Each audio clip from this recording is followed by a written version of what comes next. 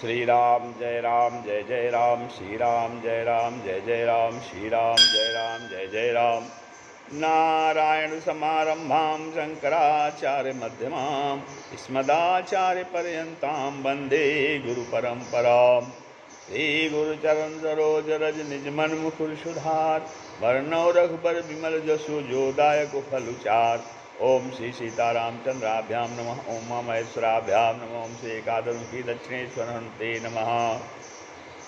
देवर्षि नारद भक्ति सूत्र में अपने ग्रंथ में 84 भक्ति सूत्रों का वर्णन किया है, जिनका कथन चल रहा है। 84 भक्ति सूत्रों में आज 51वां भक्ति सूत्र है। इसमें देवर्षि नारद जी कहते हैं, अनिर्वचनीयम प्रेम स्वरूपम, अर्थात प्रेम का स्वरूप अनिर्वचनीयम अकथनीय है। प्रेम के स्वरूप को कुछ कहा नहीं, प्रेम के स्वरूप के विषय में कहा नहीं जा सकता है। जिस प्रेम की सहायता से परम कल्याण होता है, उस प्रेम का स्वरूप वाणी से नहीं कहा जा सकता। उसको प्रेमी ही जानते हैं, जानकर भी उसको वो किसी के सामने प्रकट नहीं कर सकते।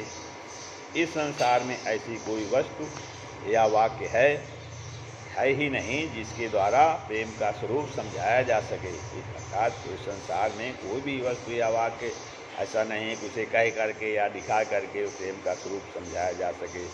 प्रेम के लिए दूसरा शब्द है चाहना, परंतु लौकिक चाहना का मूल अशुद्ध है, क्योंकि उसमें स्वार्थ है। भगवत प्रेम अत्यंत शुद्ध और निस्वार्थ है। भगवत प्रेम के भीतर निस्वार्थ भाव, निरहंकार भाव और आत्मसमर्पण का भाव भरा हुआ है। जहाँ आत्म गंभीरपन देखने में आता है, वहाँ लौकिक प्रेम ही हो सकता है, भगवत प्रेम नहीं हो सकता। भगवत प्रेम आत्मा में एक ऐसा पदार्थ होता है कि मनुष्य के स्वार्थ को भगवत अर्थ में, अहंकार को दीनता में और स्वार्थीपन को परमार्थपरायणता में बदलकर विलीन करके अणु चैतन्य को विभु चैतन्य में, अंश को अंशी में, दास को प्रभु में और शक्ति को शक्तिमान में समर्पण करा देता है। भगवत प्रेम अनादि से बहिर्मुख जीव को सब प्रकार से अंतर्मुख कर देता है। वह स्वभाव से भगवत विमुख मनुष्य को निरंतर स्मरण के प्रवाह में डालकर हर समय भगवान की सन्मुखता देता है। प्रेम आत्मा की वह वृत्ति है कि जो परम क्षुद्र मनुष्य को वाणी और मन के अगोचर अनंत पर ब्रह्म की खोज में प्रवृत्त कराकर अंश को अंशी के साथ, शक्ति को शक्तिमान के साथ मिलाकर अटूट बंधन में बांध देती है।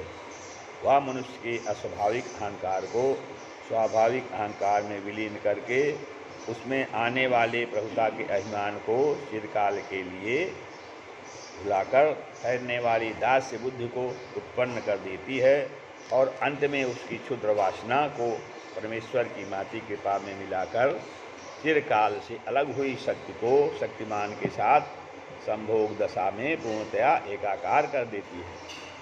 वह मनुष्य की स्वतंत्रता को परतंत्रता में बदल देती है। मनुष्य के सकल स्वार्थमूलक कर्मों को परार्थमूलक करके जगत के द्वेष भाव को प्रीति भाव में बदलकर उसको सकल जीवों की सेवा में तथा भगवान की सेवा में लगा देती है। वह मनुष्य के अज्ञानांधकार को दूर करके उसको निस्वार्थ भाव से परोपकार करने के लिए तथा जगत का हित करने के लिए तत्व ज्ञान से प्रकाशित कर देती है। वह मनुष्य को अपनी ओर चिंता से रहित करके उसका ध्यान संसार और संसार पद की ओर लगा देती है।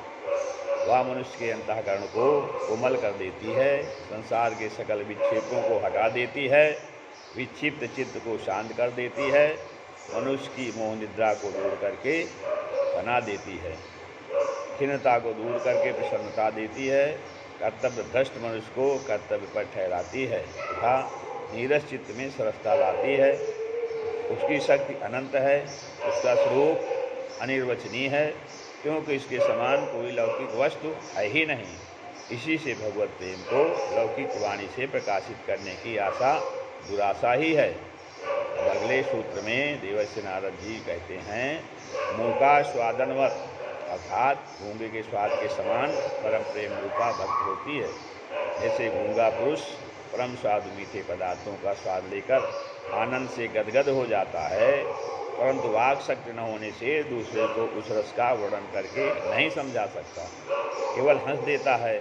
ऐसे ही भगवान का प्रेमी भक्त भी प्रेम प्रकट होने के समय आनंद से गदगद हो जाता है, स्वयं उसका स्वाद लेकर भी दूसरे को उसका स्वरूप कहकर नहीं समझा सकता। इस कारण वह वाणी का विषय न होने से अनिर्वचनीय है। अगले सूत्र में देवर्षि नारद जी कहते हैं प्रकाशते क्वापि पात्रे, कहते हैं क्वापि माने किसी भी पात्र माने अधिकारी में प्रकाशते प्रकाशित होता है, वह किसी अधिकारी में ही प्रकाशित होता है।